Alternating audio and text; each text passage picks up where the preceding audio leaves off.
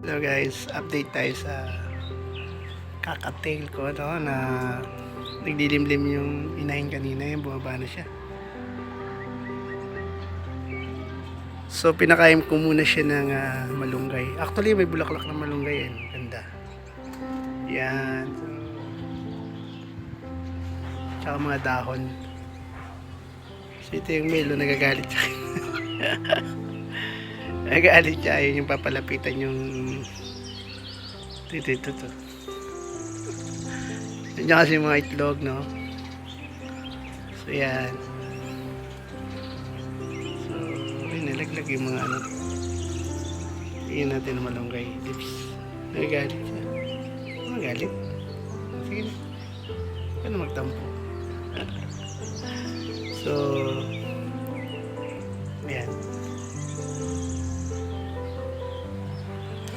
Hanggat maaari po, wag po natin laging bubuksan yung nest box, lalo na kung naglilimlim tong mga ano, o kahit anong ibon naman. So kasi na-stress sila ayaw nilang binubuksan-buksan. So kaya iba hindi na pe-fertilize, ayaw limliman, na-stress sila doon. Ito yung female natin.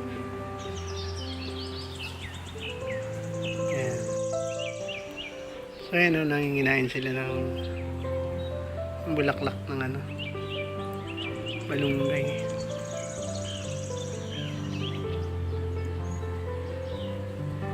So napaka healthy po niyan,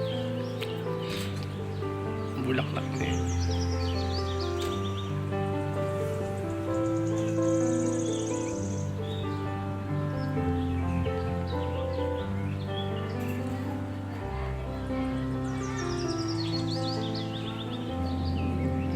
So check natin dito yung egg kung ilan na. So yung wag lagi pong titingnan na. Pamisa-misa lang po.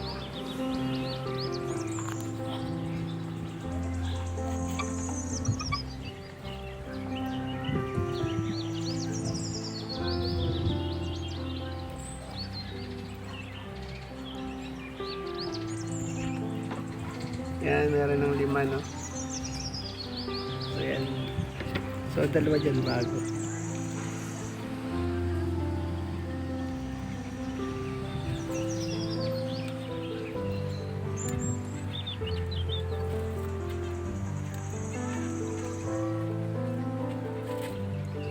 So dito sa taas meron naman tayo zebra finch. Ayan. Maliliit lang sila, no? Tsaka tahimik lang yung huli niya. Napakaganda. So ako pa din nangingitlog na rin niya ngayon. May itlog na rin po. Hindi ko alam kung ilan. Check natin. Check natin, no? Zebra finch.